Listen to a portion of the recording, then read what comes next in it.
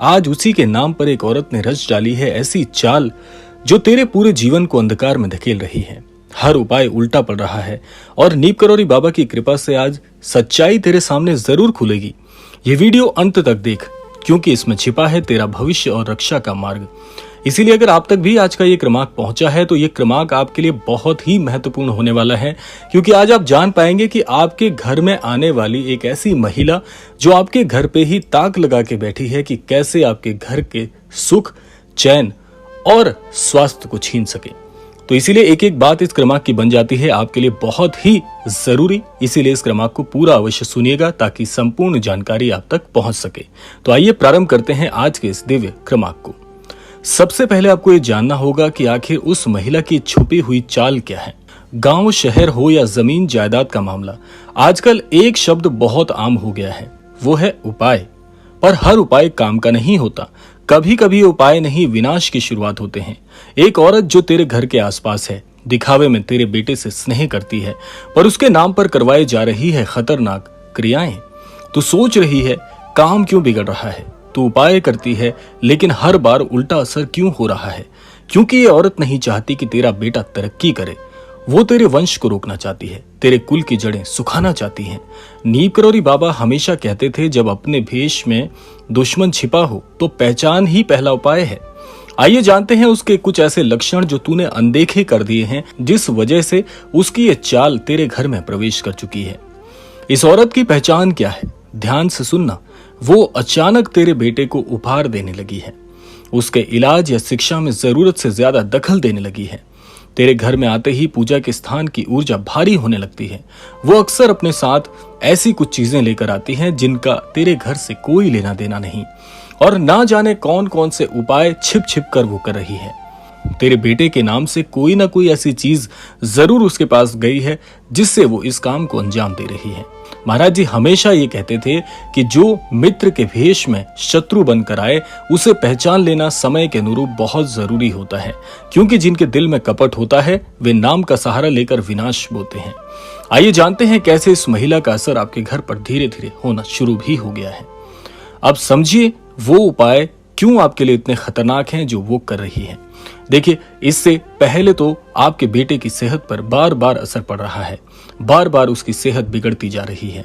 उसकी नौकरी लगते लगते क्यों अटक जाती है, उसका मन क्यों भटकने लगा है, शिक्षा में वो इतना पिछड़ क्यों रहा है, वो जो रातों को डर डर कर उठता है, ये सब किसी न किसी साधारण बीमारी का नाम नहीं बल्कि किसी बड़ी चाल का हिस्सा है। ये उस औरत की काली चाल है जो तेरे बेटे को कमजोर करके तुझसे तोड़ना चाहती है। महाराज जी के वचन है, जहां घर में एक सदस्य अशांति का बीज बोए वहां माँ बाप की साधना ही रक्षक बनती है। आइए जानते हैं अब महाराज जी की दृष्टि से कैसे इस चीज का समाधान किया जा सकता है। सबसे पहला उपाय आपको बड़े ध्यान से सुनना है कि अपने बेटे के नाम पर किसी भी बाहरी व्यक्ति को कोई उपाय, दान, पूजा या किसी भी प्रकार की क्रिया में शामिल होने की अनुमति बिल्कुल मत दीजिएगा। दूसरा उपाय है, रोज अपने बेटे का नाम लेकर श्री हनुमान चालीसा का पाठ करें और अपने बेटे के मुख से भी जरूर कराएं। इससे जो श्री हनुमान जी की दिव्य शक्ति है उसका जुड़ाव आपके परिवार पर और खास तौर पर आपके पुत्र के ऊपर होगा। तीसरा महत्वपूर्ण उपाय है, नीम करौरी बाबा की तस्वीर के सामने आप एक दीप प्रज्वलित करें और अपने बेटे को महाराज जी से आशीर्वाद रोजाना दिलाएं, और साथ में महाराज जी के समक्ष बैठकर भी राम नाम के जाप करने की साधना भले ही कुछ देर की क्यों ना हो, लेकिन अपने बेटे के मुख से जरूर कराएं। ये 3 ऐसे दिव्य उपाय हैं जो उस महिला की सारी चाल को नष्ट कर सकते हैं। देखिए, महाराज जी कहते हैं जिसके पीछे माँ की सच्ची प्रार्थना खड़ी हो उसे कोई माया नहीं छू सकती। आइए जानते हैं उस औरत से आपको कैसे सावधान रहने की आवश्यकता है। अब उस औरत से कैसे निपटना है आइए जानते हैं। सबसे पहले आप उस महिला को अपने घर में आने से रोकने का प्रयास करें, और ये इस तरीके से कीजिएगा कि उसे पता भी ना चले और आप उससे दूरी बना लें। दूसरा है कि आप उसे अपने घर में किसी भी प्रकार के खाने पीने की चीज ना लाने दीजिए। अगला है, अगर वो कुछ तेरे बेटे के भले के लिए लाए तो सीधे इनकार कर दीजिए। ये वो छोटे से उपाय हैं जो कि उस महिला के प्रवेश को आपके घर में रोकेंगे, क्योंकि वो यही तो चाहती है कि आपके घर में किसी न किसी प्रकार से नकारात्मकता फैल जाए, और आपको उसे रोकने के लिए इन चीजों का सहारा लेना परम आवश्यक है। महाराज जी कहते हैं, जो अपने हित के लिए दूसरों का बुरा सोचे ऐसा व्यक्ति पाप का भोगी होता है और वो कभी भी इस जंजाल से मुक्त नहीं हो सकता। तो वह ऐसे ही किसी चाल में फंस रही है, यानी कि महाराज जी यही आशीर्वाद देते हैं कि आप अपने मन से किसी का बुरा ना चाहें। हर व्यक्ति को उसके कर्मों के अनुसार अच्छा या बुरा फल तो भोगना ही पड़ता है। बाबा के अनुसार ऐसे लोग अंततः स्वयं अपने जाल में फंसते हैं। आइए जानते हैं कैसे ये क्रमांक आपके लिए चेतावनी बन जाता है। देखिए, अब समय है सावधान होने का। तेरे बेटे के नाम पर किए गए हर ऐसे उपाय जो आज ही महाराज जी का नाम लेने से बंद हो जाएंगे, इसीलिए महाराज जी की शरण में आपको और आपके परिवार को आना परम आवश्यक है। आपके बेटे का भविष्य आपकी सजगता पर निर्भर करता है। इसीलिए महाराज जी कहते हैं कि जो माता पिता अपने बच्चों की आत्मा की रक्षा करते हैं, ब्रह्म भी उनकी रक्षा करते हैं। पर अब तुझे एक बात का ध्यान रखना है कि क्या तू आंखें मूंद कर इस औरत की चालों में फंसी रहेगी या बाबा के बताए मार्ग पर चल कर सब कुछ बचा लेगी। इसीलिए ये क्रमांक आपके लिए बहुत ही फलदायी बनता है, क्योंकि महाराज जी की इसमें मर्जी है कि आप अपने घर में आने वाले अन्यत्र लोगों से भी धीरे धीरे सावधान होने का प्रयास करें, क्योंकि किसी की नीयत का कुछ पता नहीं कब जाकर किसकी नीयत कैसा फल मांगने की इच्छा करे।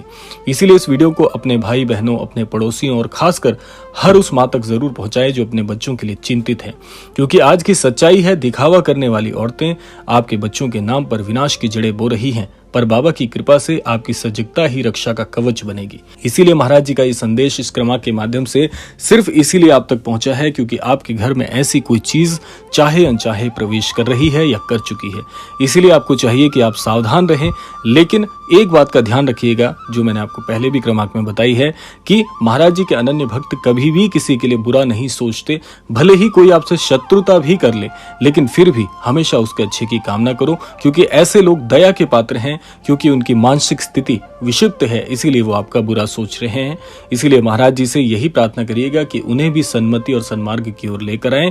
और इस क्रमांक के माध्यम से यही मैं कहना चाहूंगा, यही प्रार्थना है कि श्री महाराज जी सभी को सन्मति और सद्बुद्धि की प्राप्ति कराएं और इस संपूर्ण सृष्टि का, इस संपूर्ण लोक का कल्याण हो। तो इसी के साथ साथ समय आता है विदा लेने का। यही कहना चाहूंगा कि आप सभी स्वस्थ रहें, अच्छी सोच रखें और इस समाज के कल्याण के लिए हितकारी कार्य करते रहें। इसी कामना के साथ विदा लेते हैं। मिलते हैं अगले क्रमांक में। तब तक के लिए जय श्री राम, जय गुरुदेव, जय उत्तराखंड।